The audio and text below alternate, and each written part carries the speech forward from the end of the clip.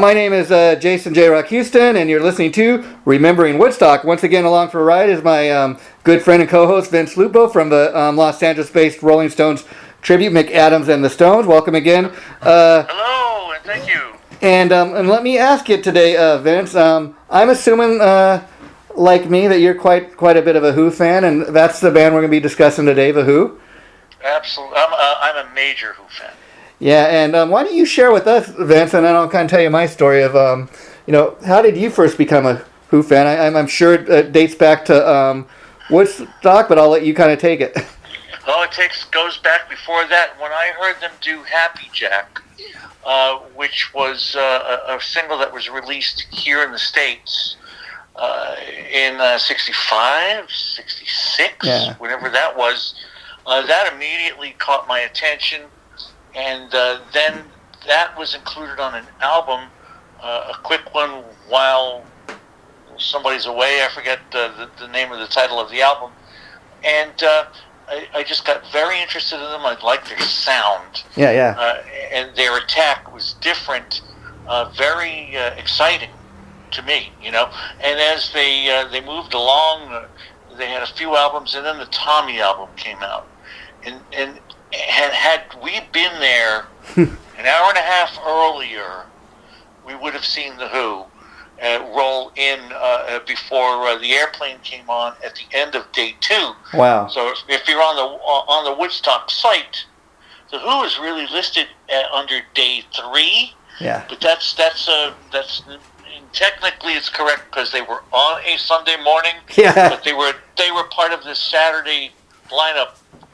They were next to last on the Saturday. Yeah, I think I read on the Woodstock site that they came on around like 5 a.m. and they played like most of a Tommy album, and Tommy really does have a special connection, not with just Who fans, but anybody that was there at Woodstock or knows anything about Woodstock, because again, both Tommy and Woodstock, this marks like the 51st year for both, and so they kind of are tied in together.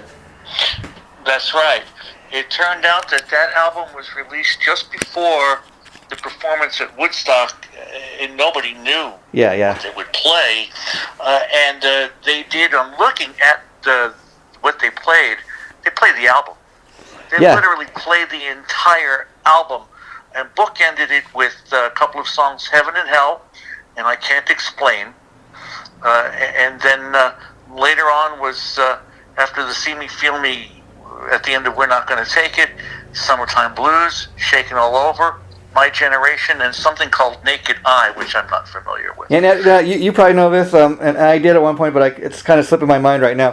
Who's the band that originally did Summertime Blues? Because that was one of my all-time favorite songs by The Who, because they did just such a great job of really owning that song and making it their own. Blue Cheer. Oh, that's it. Yeah. A 3-piece band with hair so long and so much of it.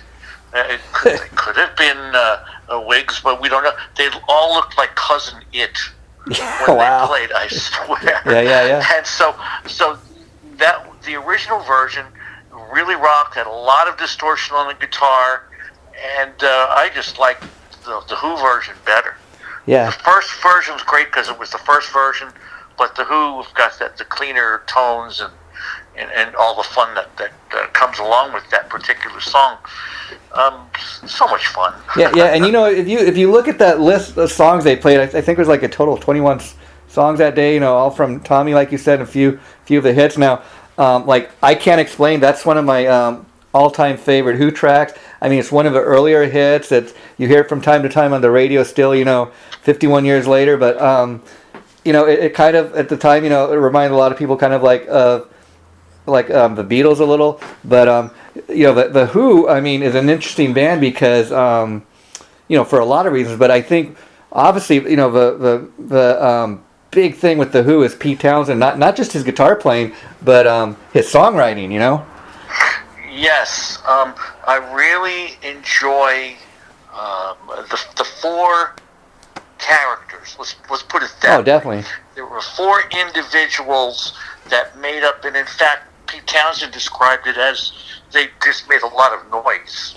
Yes. Somehow it came out as music. Yeah. And the four of them so distinct as far as personality goes. For anybody who's never seen them, and you will never see Keith Moon and John Entwistle ever again, since they're long departed from this world. But as animated as Keith Moon was, John Entwistle stood still, perfectly still, like a rock. Yeah. But the four of them combining made one powerful sound. Yeah. And so electric, so intense. Yeah. Very intense. I had the good fortune of seeing them in Inglewood at the Forum. Oh, wow. I want to think it was at least 15 years ago. My wife and I saw them do the Quadrophenia record. Yeah. And book ending, the both of those were the hits. Interesting. And let me ask you, as a Who fan, because that's one of those things where Who fans kind of have an argument of because they're both considered concept albums. Which one is better, Tommy, Quadrophenia? I dare say they're very different animals, but there's that kind of argument among the Who fans. Where do you stand on that? You know, wow.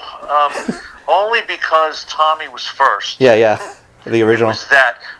Then, when you spin forward, I think it was 3 or 4 years later. Yeah.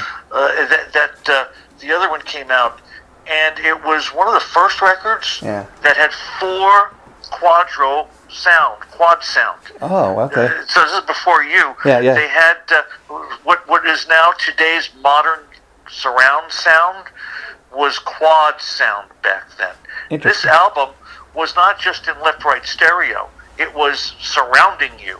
It had surround sound. Oh, it was just great to be able to hear it. A friend of mine had a quad system in his house. We played the record, and it's wow. Yeah. Like you're immersed in the music.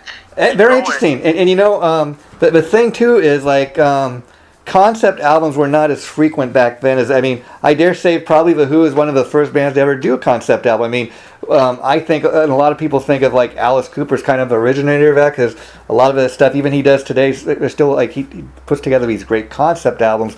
Like his next one's coming out in February. It's all about songs that he wrote about growing up in Detroit and that Detroit rock sound. And so a lot of times he has themes based, you know, Alice Cooper I'm talking about, for his albums, and people think, oh, that's the guy that originated, but really the Who came first, and not take anything away from what Alice Cooper does, but like you're saying, we're going back 51 years talking about Tommy, and it's amazing that when you really break down the songs, and you break down what the concept was, it was based around this deaf, dumb, and blind kid that you know, it was like in a rock band, and he made he found stardom in this, even though he was deaf, dumb, and blind. And I mean, what a unique concept. I mean, you know, the guys in the band, they're musicians, so of course they got a concept based around you know, this kid being it's just like nothing you'd ever could have even imagined, you know. It turns out that back then there were some other concept albums, but this was the real big one, the real big breakthrough for any of those bands. And then they became a de rigueur thing, something that you did. Yeah. Dark Side of the Moon was a concept album. You know, so there are plenty of those things that happened. Some before, some 4 or 5 before, and then this, and then many afterwards became the thing to the next big frontier, thing. Let's say, you know. And it's what a great band to see live. And it's interesting to look at those two albums, like Quadrophenia and Tommy, that we're talking about, because, like you said, those are kind of the first two real big. Maybe there were others before, but it's kind of interesting because years later, Pete Townsend would try to do this project. He called it Lifehouse or something, and he could never really get it off the ground. He eventually released it, and he sat on it for years because he would try to present it to record companies and other musicians. I just don't get what you're trying to accomplish here, Pete. And it's interesting because he's a very talented songwriter, very intelligent guy. For some reason, though, he just did not have the same success with that project that he did with Tommy. And maybe part of that is the band. You know, it's he had the Mighty Who behind him, backing him. Well, it's the Who. Yeah, yeah. And they had their name was already cut out, and people just wanted to hear more of that. Now, I'm trying to think, it was 71 or 72, he came out with a solo album, and one of the songs on that is something called Pure and Easy.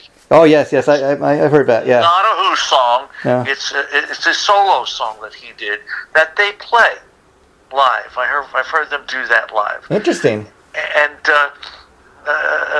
so, getting back to the four characters, certainly him and Roger Daltrey, brave to carry it on. Very brave. And just for people who are not Who fans, the drummer is Ringo Starr's son, Zach Starkey. Yeah. He's been with them, 15, 20 years. Great drummer. A lot of power, but with more control. So what Zach does is play the parts from the recordings with very little room to maneuver left or right, whereas Keith Moon, who invented those things, was out there, let's say. Yeah. What very interesting guy to watch live, and an out of control personality, and his life ended that way.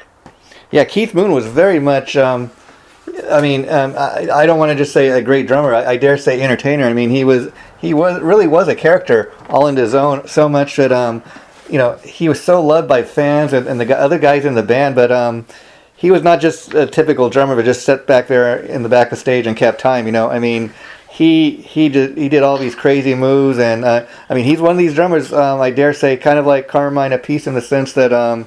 You go to a Who concert back in the day, or even if you watch some of the older video clips, and you never saw the band, but you just watching these old clips, you can't help but notice, but notice the guy up there, behind the drums.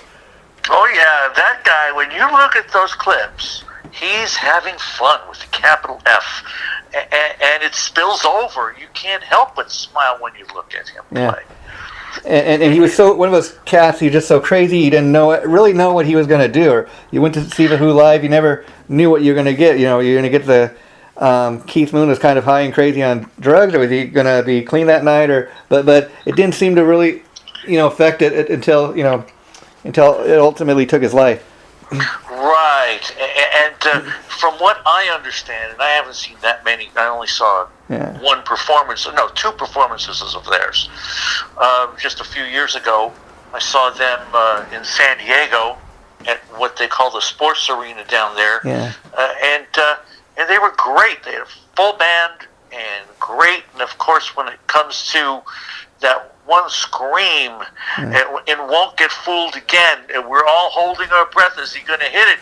And he hit it. It's funny you mentioned that, because I heard that was kind of my initial response when I heard that song the very first time, and I've heard other people kind of talk about it.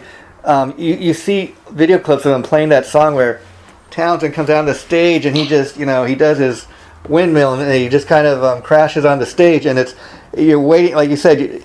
We all the minute we hear that scream, we know what song it is. That's right. That's very signature.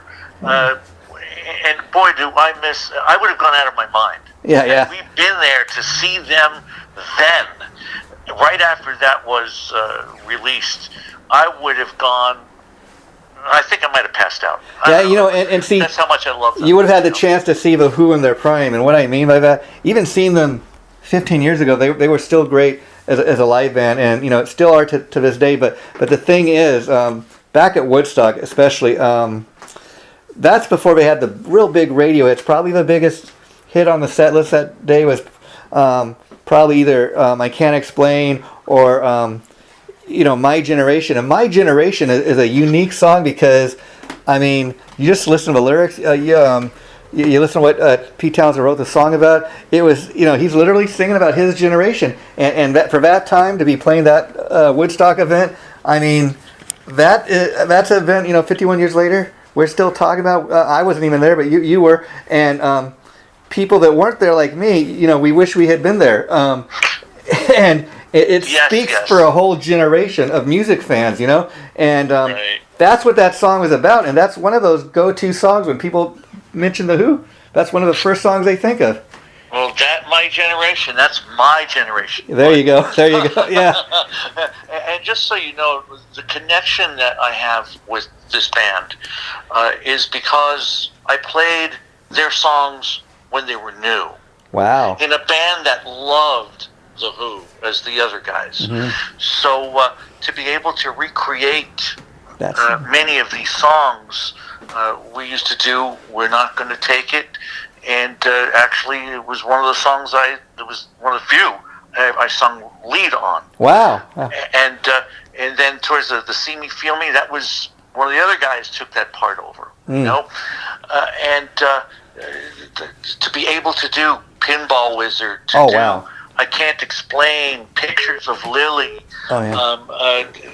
my generation, Summertime Blues, their version. Yeah. I did so many Who songs through the years that, and that's how I know them. I know them from inside Keith Moon's head, trying to recreate him, to the point where people would call me, I think you remember, I said, Baby Keith Moon. Oh, wow.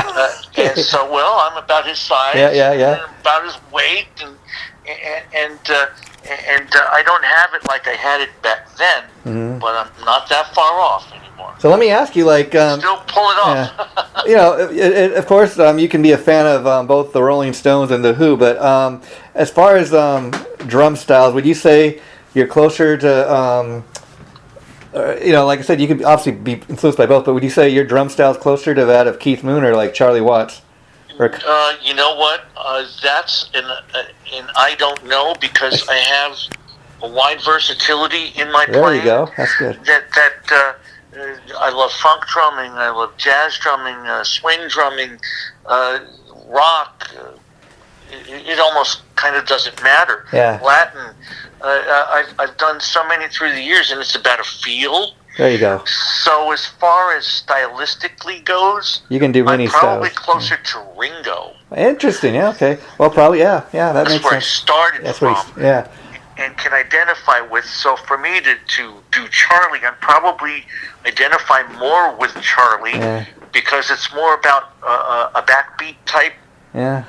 But Charlie has that swing element in him, and that's a big part of who I am. So I guess maybe you got all of them in you. Maybe Charlie, you're probably right. Yeah. And it's interesting because you mentioned being influenced by these different guys, and the Who, like they had a lot of those great big radio hits. For example, like something as simple as like "Who Are You?" or one of my all-time favorites, like you mentioned, "Won't Get Fooled Again." I love that. Another one I always love, besides Pinball Wizard, was Babel Riley. I remember first time I heard the song, I'm reading the title, what the hell does this even mean, But it didn't matter. It was just such a great sounding tune. And then I find out he wrote it about this religious kind of leader, but he followed, I forget the whole story, but it was very interesting that he met this guy or something, or he seen it somewhere on TV once, and he started following, and he wrote a song about the guy, Yeah. To be able to recreate any of these styles and any of these drummers on the many millions of songs that are out there, it's a real pleasure to be able to pull that off reasonably well, to soak it all in. You become, and I think we've said this before on one of the previous, as a performer, as a musician, and as you're learning through the years, and you pick up on a little bit of everybody. Yeah. So essentially, I'm a Heinz 57. Okay. A little bit of here, steal a little bit of that, and if I feel, this is a kind of a song that's like a Steely Dan song, so I'll start playing like a Jeff Porcaro kind of feel, or just pick a band, you start to feel on originals, let's write a song that's similar to this. Yeah. So I put myself in that head, and you start to create, and it's amazing how much you can take a piece of this guy and a piece of that guy, It's you. Yeah. And that's just real life. Anyway. Well, that's just your influences coming out, of course. I mean, even the most famous drummers, borrow something from each other. I'm sure Keith Moon I'm sure he was probably a fan of Ringo Starr and all that, and and had other drummers that influenced him. So even when you're a famous musician, you take from the guys you grew up on. Yes, that's right. And just I want you to envision this, and everybody that's listening, envision this. There's a timeline, but you want to walk backwards through the timeline. Yeah, okay? yeah. So we're going backwards now to the 80s, the 70s, 60s, and so on, backwards in time. All music is influenced by something that happened before it. Yeah. There's no standalone time except for whatever happened at the beginning of time. Yeah, oh, so true. I mean, kind of a good example, Ben, I think we talked about this too in a previous episode, was the band Credence Clearwater Revival that also played the Woodstock event. I've heard John Fogerty talk over the years in different interviews where the band was actually sued for their song Traveling Band. They actually wrote the song, but not Little Richard, I don't think, but his record company sued the band because they thought it sounded too much like Good Golly Miss Molly. And I heard John Fogerty say, there's only so many notes, the musical language kind of, and he goes, we weren't trying to rip anybody off, it was an original song, but the other record company won the case, and we had to pay up, but we weren't trying to rip anybody off. Yeah, and that they did a cover of Good Golly Miss Molly. Oh, I've never heard that. Yeah, that's a part of a second song. Okay. They put two songs together. I forget what the other one was. It's just not coming to me. Yeah. But to get back to the Who, they are one of the major, and still to this day, still going acts that go back into the 60s. And all of these bands were influenced by stuff before them. So like Beatles, Stones, they were skiffle, and then with Credence, like bluegrass, and all of the stuff that goes back, and then that was influenced by something before that. And here we are talking about four guys making noise. Yeah, four guys. I mean, and try to see it from their perspective. The four guys in the Who. I mean, they were four guys from I think London, England, and I mean, could you imagine being a band at that time? 1969. You're playing this big, event that's a 3-day event like that, like Woodstock, and very early on in your career, that's got to be. I mean, even all these years later, it's one of the major accomplishments of the band. Playing that Woodstock event, and it's kind of four guys from England. I mean, that had to have been like the big dream they accomplished at that time. Going over to America, playing this Woodstock festival. That's right. And in fact, over at that particular event, there were a handful of first-timers, their first show. Wow. Like the Crosby, Stills and Nash said this was the first time they were in this great big public arena. And as far as Stephen Stills says, we're scared, S-less.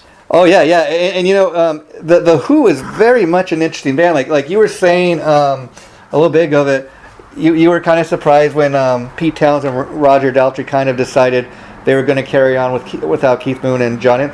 But I think there's a much better chance of being successful with the two of them. I mean, as much as I would say John Entwistle and Keith Moon would have a right at David and the two that survive, I don't think you'd have as many people very much accepting them, John and Keith calling it the Who without, if Roger and Pete had passed on, it just would not be the same. They were still very much a part of the band, but I think the reason it's able to kind of work today with Pete and Roger still calling themselves, Roger's the voice of the Who. Pete Townsend, he's a guy that he's a big guitar hero, so to speak, and he wrote all those hits. And that's the amazing thing is Pete Townsend, I mean, except for maybe a couple of songs like Love Rain on Me, I think most of the songs Pete Townsend wrote. He was a principal songwriter in that band. Roger Daltrey, as great of a singer he is, I remember growing up thinking, Roger Daltrey, he's the singer, he must write a lot of his songs. But no, Pete Townsend wrote most of those songs. Roger Daltrey was kind of just the voice for the band. He delivered Pete's songs, and he did a masterful job, Yes, and Pete sings some of them. Yeah. And Roger has that voice. They did so many through the years. I'm looking at my it used to be Apple Music, now it's called. Yeah. And I've got 70. Wow. 84 songs culled from here and there, Yeah. Magic Bus. Oh, Magic Bus, that's another one of my all-time favorites. I don't know, it's kind of like a little it's like nothing I've ever heard, but I just love, especially the bass, the groove of that song, the bass track. I mean, the whole thing is just like nothing I've ever heard before or since. Oh, absolutely, that's right. Let me see if I can find Substitute, Happy Jack. Oh, the kids are all right. Oh, yeah. Anyway, anyhow, anywhere. Amania in the Sky. Wow, I can't explain that. Yeah. Who Are You? Yeah. That's in the 80s, I think. Who Are You? I think that's right, like 1979 or right 1980, right there. Yeah. Yeah, towards the end of this. That's right. But Substitute. That's another song. That's another one of the early hits that I always loved. I mean, I believe there's a line in there where he's like, my dad was black, but I was white, and just kind of telling like a crazy story, but it seems to fit, and it's kind of a cool story, and you just kind of get off on it. There's another one, a little hit, a little ditty. Oh, wow. 2 minutes 40 seconds. Squeeze Box. Oh yeah. Squeeze Box was a decent hit for them back in that day. Yeah, and I really urge people to go check out Squeezebox, because I mean, you listen to the song, you can pretty much read between the lines, and we know what they're talking about, but it's really just a fun little song. Yes, and Behind Blue Eyes, I did that one as well in a band, with all the harmonies, and it's a beautiful song. Oh yeah. Until it gets into the meat of the song, and then we're rocking. Well, that's what I love about the song. I love how it kind of. I mean, I remember hearing it for the very first time on the radio somewhere, and driving in the car somewhere, and I remember comes on and starts out really kind of slow, and I think it's a great ballad or something, a great slow rocker, and then it just kicks in and takes you to another place. Yeah, I love that.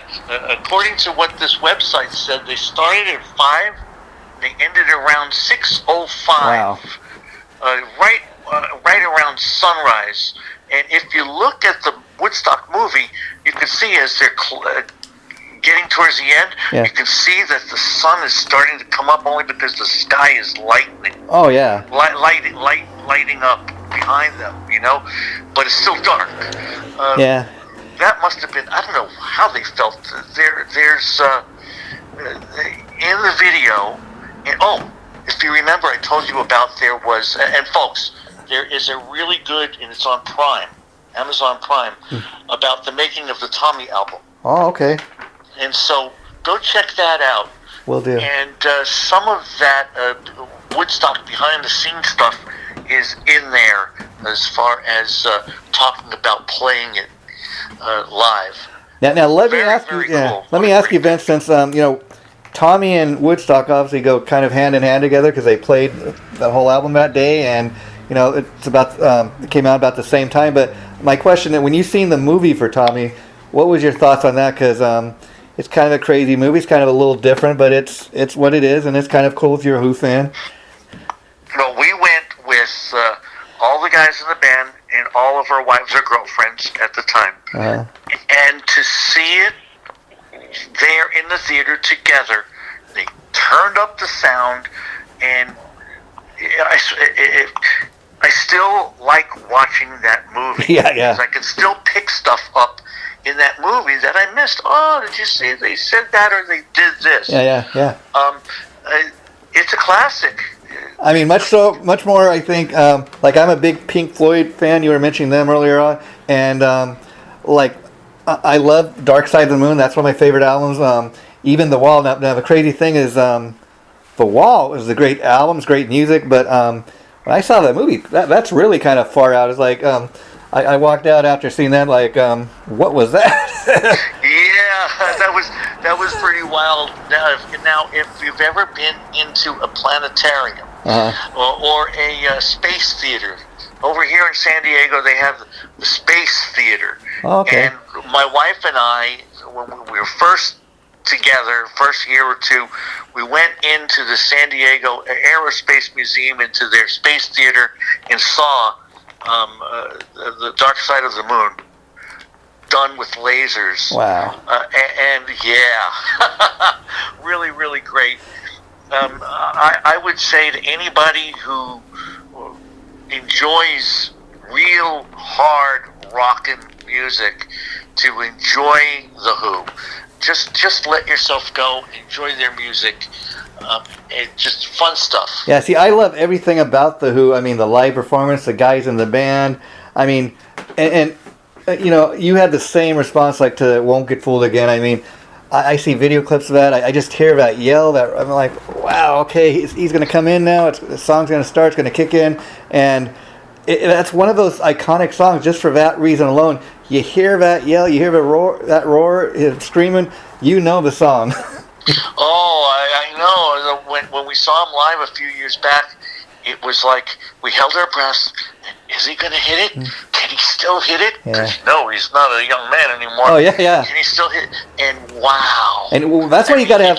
Yeah. The place. That's why you got to have respect for Pete and Roger still getting out there and doing their thing, because, I mean, they're close to... If they're not in their 70s, they're close... I mean, they're at least 70-something. They're very close to, in being their 80s, very much like the Rolling Stones. I think these are two bands that are really going to literally...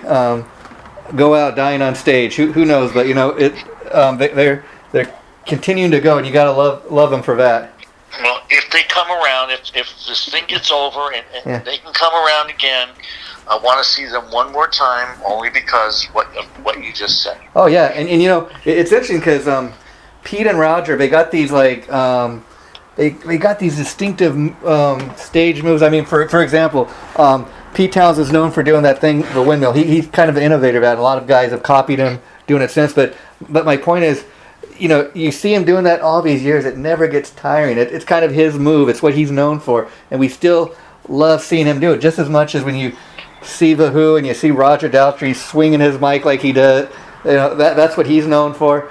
You never get tired of seeing that. It's almost like you go see The Who live and you would be disappointed if they didn't do that. That's right.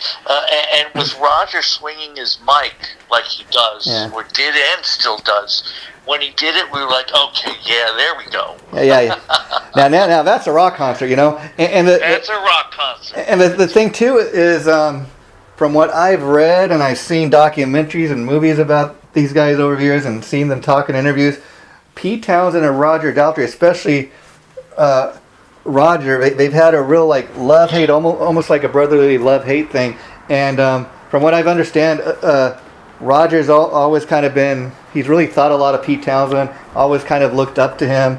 And sometimes Pete Townsend did almost, return that mutual respect. But they've always kind of had a love-hate thing. And I think, especially for the other two guys dying and they're still kind of carrying on the Who name, I think there's a lot more respect there these days than there maybe once was, you know? You got to figure they've been at it at least 55 years. Yeah. At least. And so you get familiar with one another. Sometimes when you get familiar, you say things you regret or little irritations, get at you. But they knew in the end, when all was said and done, look, this is who we are. This is what we're due. Let's not stop. Yeah. They had some sort of healing relationship after Entwistle passed on. And I think they've had a nice ride. I mean, 55 years, that's a pretty good run, you know. That's a really good run. And the thing about The Who, like you said, they're a great classic hard rock band. You really can't categorize them. I mean, they are so many different things. I mean, you just take something as simple as like Behind Blue Eyes, Won't Get Fooled Again. Two totally different kind of songs. They both rock in their own right. But, at the same time, they still have a song like, Love Rain on Me or Summertime Blues. All different aspects to what they do. I will say, I think what they ultimately are is a great a great pop band, and I say that because going all the way back to Woodstock, stuff like I Can't Explain, My Generation, and then all these other songs we've been talking about. 55 years later, they're still being played on the radio. They're still being played on the radio. And I want to get your opinion on this one. The thing that always amazed me about Pete Townsend, great guitar player, super talented songwriter. It's kind of amazing because I can't tell you how many movies and TV shows that I've seen the Who's songs featured in over the years. And as great of a songwriter as he is, he's had a couple like solo hits, but none of them were really as big as what he did with the Who. And I think that's one of those things that you would kind of expect because, I mean, as great as songwriter as he might be, people are going to much rather see him do music with the Who. That's where we know him from. That's where we want to see him. That's right. You see, what you're saying to me, it's like, well, I love seeing Paul McCartney live. I would rather see them with the Beatles. Can't do that anymore. Name any of these people who went solo without their band, and you still want to see them. Ray Davies, perfect example. Yeah. He's been solo now for 20-something years. It's not the same. Yeah. I mean, and knowing you're a Beatles fan, I got to ask you because just about a week ago, December 8th marked the 40th anniversary of I don't know if you want to say John Lennon's death or murder more appropriately, but can you believe that? I can't, and I can. Yeah. And I'm one of the people that when you ask, do you remember where you were when? Yeah, you do. So one of the things from way back is, do you remember where you were when Kennedy was assassinated? Yeah. Do you remember where the 9/11 happened? Yeah. Yes. And what happened with Lennon, I wound up hearing the news much later at night, I guess when it was first really spoken about. I had gone to a band rehearsal, drove home, had just got in the driveway, and had the rock radio station on, or some FM something, and a news flash, and it was about the Lennon death, and cried and stunned. Oh yeah. Stunned. The world, what would the world be? I always ask this question. You just ask if these people had lived. Think of all the great music we would have had. I mean, you could just imagine what he'd be doing now. He may be going on his farewell tour at this point. I mean, if John Lennon was still alive, he'd be he'd be close to 80 years old. But just think of all that great music we might have had, and you'll never know. And I'll just say this in regards to John Lennon. It was more than just a famous musician being killed. It was really historical in the sense that, I mean, you look at the way not just Beatles fans but the world responded to his death, even the night it happened. I mean, and then you have all those people like in Strawberry Fields that was created and all that. I mean, it's amazing, what that guy meant. When we heard about John Entwistle passing, that was hard. But when we heard way back when Keith Moon passed, it was shock. I mean, it was shocking to hear this sort of thing happen. I think part of the reason for that is because I forget what year it was when he died. I think it was like 2000 and something. But like everybody kind of knew Keith Moon was a crazy. Moon? Yeah. No, Moon was further back. Let me look at the. Hang on. I know that. I'm talking about John Entwistle. Keith Moon, I want to say like 1979 or something like that, or 78. Keith Moon. All right, so let's see. No, I don't have it. But I do think he died around 78, 79, something right before Who Are You came out. But my point is, when he died, it wasn't such a shock because everybody knew he was kind of crazy and he passed out on stage and knew he was into alcohol and doing drugs. But John Entwistle, I think the thing with him, he seemed to hide his drug habit really. He was really good at hiding it. I don't think as many people were aware he was doing what he was doing until he died. I think you're right over there. By the way, the date of his death was September 7th of 78. Oh, wow. Yeah, okay, right around 78, there. 78, yeah. And Entwistle... let me see. He was 2002. Okay, yeah, I knew it was somewhere around there. And I remember hearing about him, too, because they were doing a show or something, or residency in Las Vegas, and he died, like, in his hotel room, and he didn't show up one night for when they were supposed to have a rehearsal or something, and they went looking for him, and they found him in his room. At the Hard Rock. Yeah, there you go. At the Hard Rock, yeah.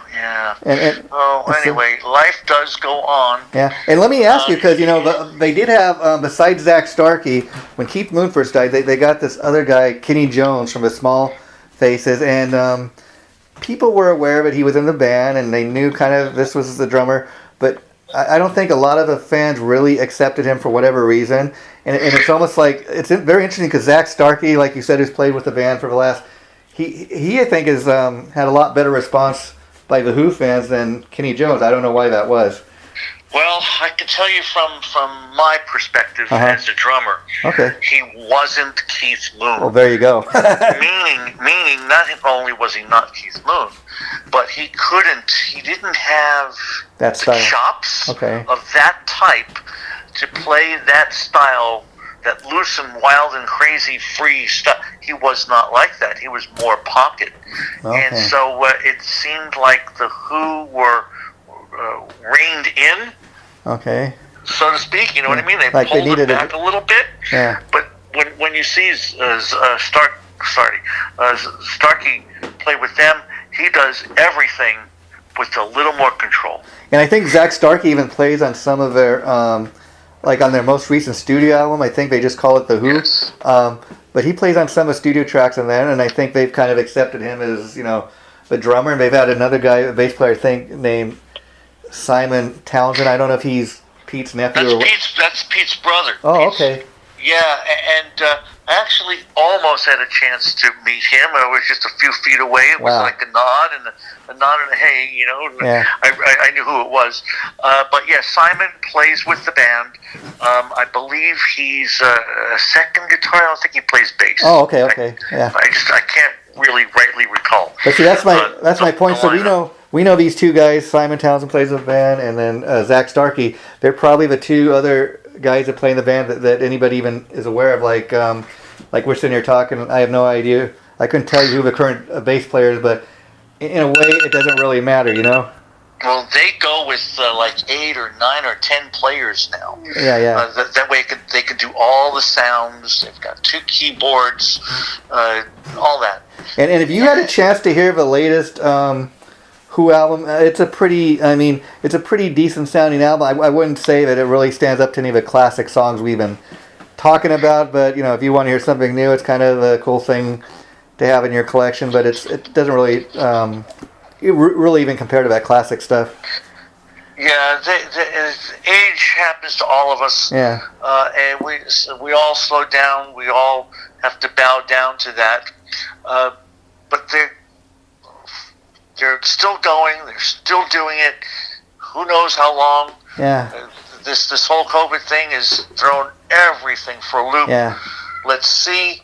But a band for the ages, and for me as a drummer to be able to have played many of these songs from the older ones is a really thankful to be able to have done that. But you see the people's faces, and it gives them such pleasure. And the Who may be a band from your generation, but I dare say this, Vince, in talking about their performance for Remembering Woodstock today at that great event, we haven't really touched too much on their performance that day. But I will tell you, we spent like the whole hour talking about all these songs that we grew up on and what we think of them, what they mean to us. And see, of all the bands we've discussed so far that played Woodstock, I think they're the band that's kind of, I don't want to say has lasted as long but I do think of all the bands we've talked about so far, The Who is the one band that, up until like a year ago was still performing. They recently put out a new studio album we were talking about.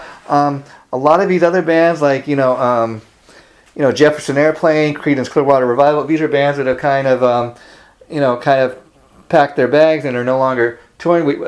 Like in the case of Credence, you still got John Fogerty out there doing a solo thing, but The Who is the one band I think that has really had staying power. I mean, even all these years after they played Woodstock, these great Who songs we've been talking about, they mean so much to so many people. I mean, like you rightfully said, Who was a band from your generation. Even a guy like me that was born in 1971, came a little after you. These songs still just mean just as much to me as ever. It's almost like, even though I came a little later, I've heard all these songs on the radio. I can't tell you how many countless times. And this is one of those bands that they do mean a lot to me. It's like almost, they were in a way a soundtrack to my life, even though I came, a few years later. This is all true. I've got a 28-year-old bass-playing son, knows almost everything that I've exposed them to, including this stuff. My 30-year-old knows all this stuff. Don't ask me how. I ask her. She goes, I don't know. I just she just soaks it in. And in some of those cases, probably because she's heard you playing this stuff. Maybe when she's seen you go, play with your bands over the years, and then probably a lot of it too is like me, like hearing it on the radio, and a lot of it is like she may not even know like who did the song, but I know I've heard that on the radio. I know I've heard that song like hundreds of times. I don't know who did it, but I've heard that. Right. It's almost like osmosis. You go through life and you hear this stuff, and it's in the back of your brain. And, almost like talking today to you, like when we were doing this, and I kind of had a little brain fart. I'm like, okay, I know the Who didn't do "Summertime Blues." That's a cover, but because their version meant so much to me, I was having a little brain fart, and I couldn't think of who originally did. When you say Blue Cheer, oh yeah, that's right. Yeah, and I do remember seeing that Blue Cheer band on one of the music shows, and the youth music shows that were back on in the day, and they were like, "Oh, come on, you guys!" They were so absurd to look at. And that the song was cool, but they were hard to look at. Yeah, and let me ask you, as a guy that's a music fan and a musician yourself, Vince, why do you think it is like, okay, a lot of these guys that were in famous, British rock bands, like we're talking about, for example, The Who, and you bring up the Beatles and so many other great bands, they had the dream of coming over here to America, but then we love a lot of the bands that came from, that great British rock scene. A lot of Americans, they have a love for those guys that came from Britain. Well, I think it was the fact that we dug the sound. Yeah. And of course, the Beatles broke everything. We dug the sound. The sound was the early '60s stuff from the Beatles and the Stones and all of that was all redo of American music. They picked up on the American music, so they Britishized the American music. Came here, started doing originals, and it was a dream come true to have so many different styles of music come together at once. The British invasion, then the Americans right after that. 1 year after that, the American music was as big in America. Rock, pop music was as big here. Also, Motown. You had still some jazz and some standards that were still. Sinatra was still on the radio. Yeah, and as I'm sure you know from playing in a Rolling Stones tribute, the Stones were influenced from everything like you said, from R&B and even Chuck Berry. But I've heard like Pete Townsend talking over years in interviews where he talked about it. It kind of trips me out to think, oh yeah, I was a big Beatles fan, and like you said, well, okay, the Beatles came before him, so that makes sense. But these guys are just as big of music fans as we are. That's right. They hear something and get influenced by it. I'll tell you what I just saw was the Bee Gees on HBO. Oh, I got to see that. And that's what they said. They said when the Beatles broke America, they were Australia. They said we want to be like them. We wanted everybody wanted to be the Beatles. And the Bee Gees. The Bee Gees are a kind of different type of music, but I have a respect for what they did, because that's another band. They were great songwriters. They had the hits, so you can't really argue with that. I remember back in the day, you had the two twins and Barry Gibb. Barry Gibb, everybody thought was kind of a heartthrob. He was the main guy, but sadly, even since his brothers have died, Barry kind of he had no choice but to kind of end the Bee Gees, obviously, and he kind of doing a solo thing. But like you can see, he had a lot more fun doing it with his brothers. It doesn't mean as much to him without his brothers, but you know, what are you going to do? You got to carry on. But even the fans kind of, that's what they wish they could have, you know. Of course. Yeah. Of course. Well, it's been fun. Thank you very much. Yeah. It's been great. And Vince, before I let you go, I just want to wish you a happy holiday season, and we'll be picking this up again in January. So have a happy holiday season with your family, and I'll talk to you again real soon. Same here, my friend. Enjoy it. Okay, you too. Bye-bye. All right, bye-bye.